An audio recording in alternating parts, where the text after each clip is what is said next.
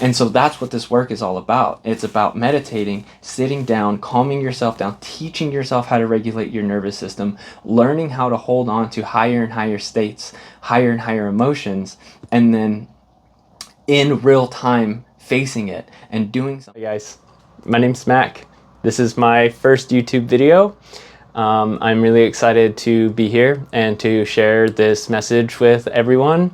I want to talk about something that is arguably the most important thing I think anyone could be talking about, anyone could be learning. It's a skill, it's a process, and it's huge because it will drastically improve every area of your life, and it can be learned by anyone. It doesn't matter where you've been or who you are, how old you are, none of that matters. Every human on this planet can begin to learn this information.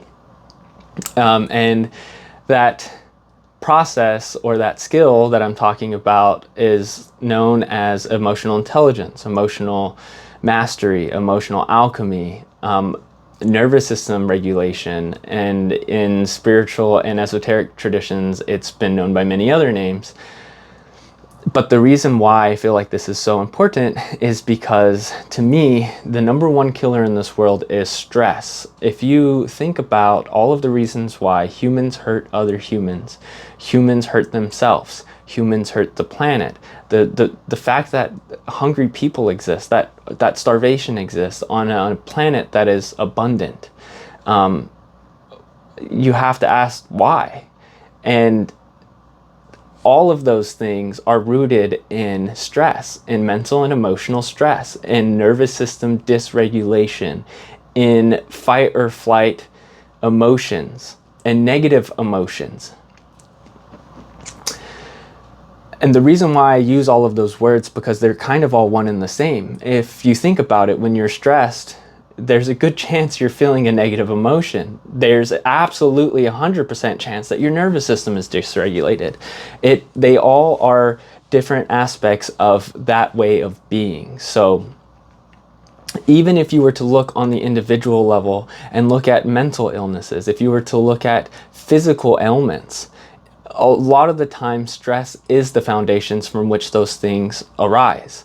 So the word disease, dis-ease, the absence of ease, it's right there. It's in the name. And this is so true for me. This is actually what brought me to learning everything that I've learned and why I want to share this with you. I won't go too deep in the depths of my life, but what I want you guys to know is that for most of it, I had a chronic migraine issue, and I would get migraines and headaches very frequently, and a lot of the times they would be so bad that my nose would bleed. Well, when I was 22, in my early 20s, I worked at a nursing home, and I was having one of these episodes. I was having really, really bad migraine, nothing new, literally my whole life. And I was losing a lot of blood, and I went up to a nurse and I asked if I could go home because I felt so bad and was not doing good. And it was great because I was around medical professionals who decided to sit me down, check my vitals, and make sure that I didn't need to go to the hospital or something because of how sick I was. And I was told that I could have a heart attack. My blood pressure then was 220 over 195 at 22 years old, by the way.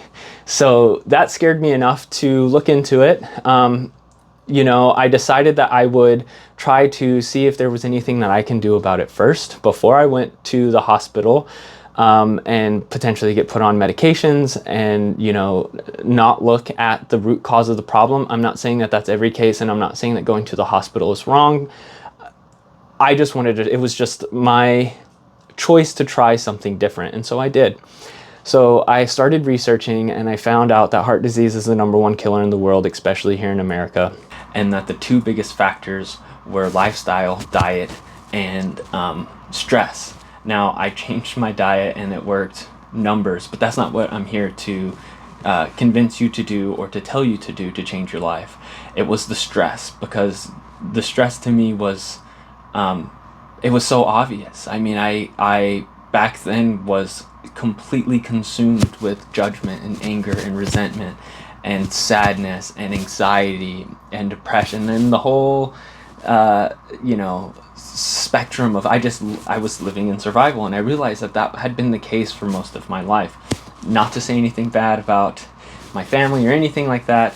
I am just being transparent in the sense of, so often we don't realize how triggered we are, and how activated our nervous systems are, how often we spend time living by the emotions of survival and stress, even in minor situations like road rage or just anything, any impatience, minor irritation, minor judgment of other people and yourself.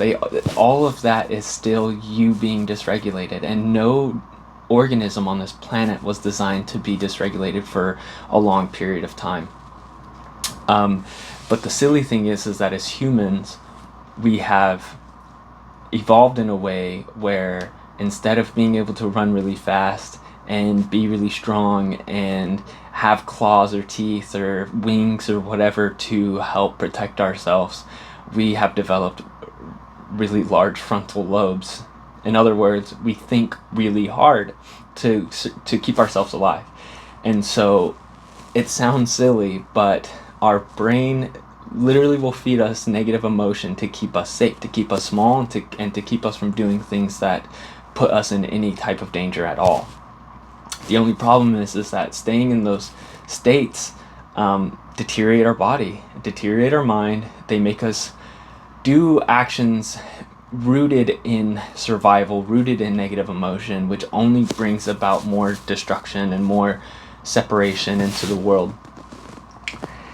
And so really what this work is, the work I did on myself, to put really simply, was to teach myself, to retrain myself almost like a animal, or like you would train yourself to do anything. I had to change who I was into someone new, and that work on my mind and my heart, and changing the way that I think and changing the way that I feel.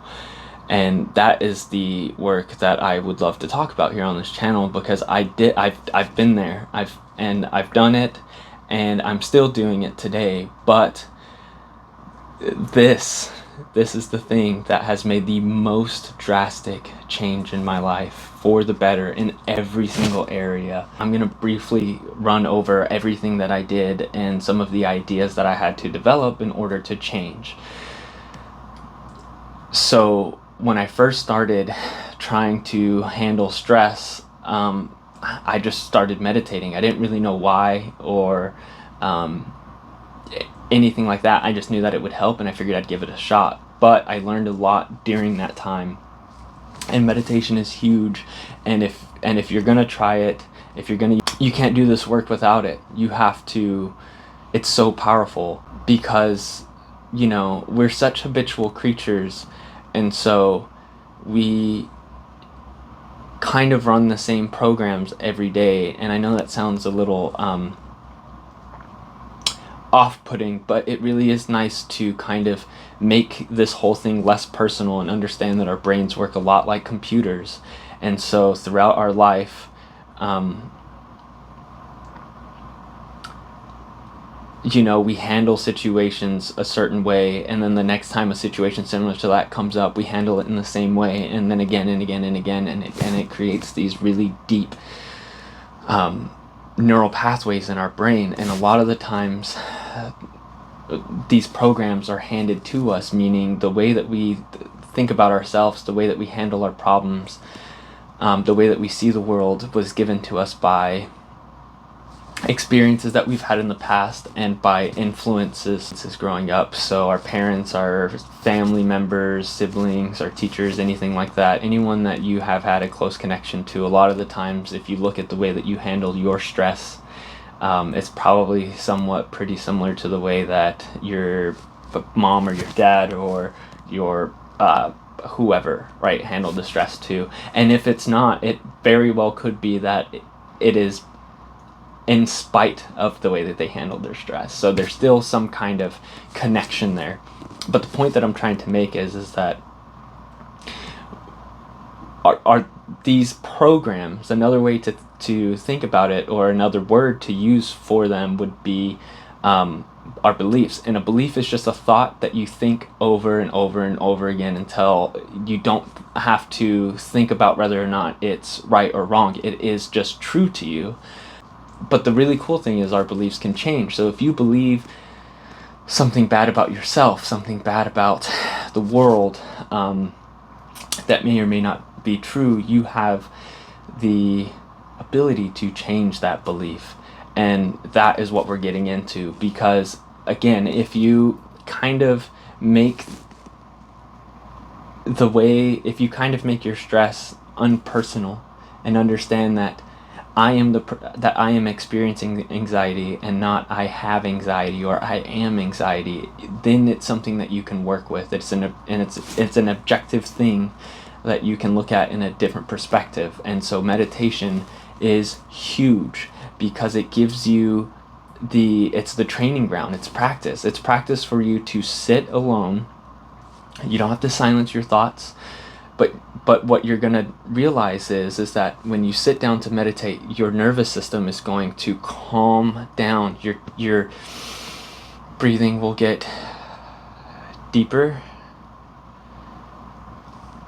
and you'll become more present, and you'll be able to watch more. You'll move more and more into witnessing your life instead of it being equal to who you are, everything that is happening to you. And so you will be able to watch these things more and become more aware. And this is going to happen pretty quick, and it will be, at the very beginning. This is something that you can deepen into, and this is the work. The work is to become more and more and more aware and learn how to unmerge yourself from the loops and the patterns that we have every day. Because if you were to write down what percentage of your day are you triggered at all for any reason, what percentage of your day do you feel any of the negative emotions, and how much of your actions are driven by those emotions or trying to escape those emotions, and what percentage of your day are you loving and compassionate and at peace and joyous, and are you creating for the sake of creating? What percentage of your day are you in love with life? So what meditation does is it gives you a space to step back and see all of that, and then to choose something different when those patterns arise. And at first you're not going to see hardly any of them. Whatever is the most in your face at that time. So for example, maybe you aren't quite ready to tackle or look at the program called shame, or called the fear of being seen. That's something that I'm overcoming right now with you. But you can see the program of road rage. You understand that it's not helpful to you in your life, and it doesn't bring any good into the world, and it's something that you want to change. And maybe in an instance of road rage, you can be aware of it, but you can't yet stop yourself from indulging in the actions that come after you feel that rage. So somebody cuts you off and it's on purpose, and they're trying to, they slam on their brakes or whatever, and you can tell that they are having an emotional reaction, and so they are, trying to make you angry, and you give in. Then meditation also offers you a training ground where you can not only practice regulating yourself, practice lowering the volume to your stress in your life, but you can also practice feeling really good and practice rehearsing those things that you need help with. So in that case, the way that you would want that to go, for that trigger to happen, and then you choose to be unbothered by it. And so you can sit down in your meditation and rehearse this happening to you and choose to do something different while you're in a controlled environment by yourself. And your brain does not know the difference between what is happening in the real world and what you are doing in your thoughts alone. The emotion and the chemicals that course through your body during that visual experience and the real life experience are the same. Your body has no idea what's what. You can intellectualize that they're different, but you are training, you're priming yourself for the experience. And so that's what this work is all about. It's about meditating, sitting down, calming yourself down, teaching yourself how to regulate your nervous system, learning how to hold on to higher and higher states, higher and higher emotions, and then in real time facing it and doing something different, and over repetition, repeating over and over and over again, working on these things one at a time. You are just like learning how to ride a bike. There will become a day where you don't have to think anymore. You don't have to try anymore. It just is who you are. And so that's the science of change. Now, why would we want to change? I mean, I already discussed that moving out of fight or flight, moving out of negative emotions in all areas of your life, every time they come up, is going to make you healthier, more vital, more creative, more calm. You'll have access to peace. You'll have access to love. All of these things, every action, the intention behind your actions will change and improve, and you'll become a better person. And in my case, potentially heal lifelong chronic ailments. And if not that, just feel better mentally, emotionally. If you found any of this information helpful, I'm gonna dive deep, very deep, on all of these topics in future videos. I just wanted to say hi. My name's Mac. This is what to expect. This is what I want to talk about. This is how I changed my life, and I want to help you change yours as well. Because I went from sad, depressed, anxious, angry, resentful, judgmental, all of the things, to living a life of love and joy and purpose and peace on my own terms. And you know, it's so important to wake up every day and take a sip of awe, and of wonder and magic, because that is what we are experiencing, if that's what we choose to experience. You hold the key to change the lens through which you look at the world. So if you have any questions, if you want to reach out and chat, please leave a comment below or email me at thisgameoflove@gmail.com. I hope you guys have a beautiful day. Until next time, see ya.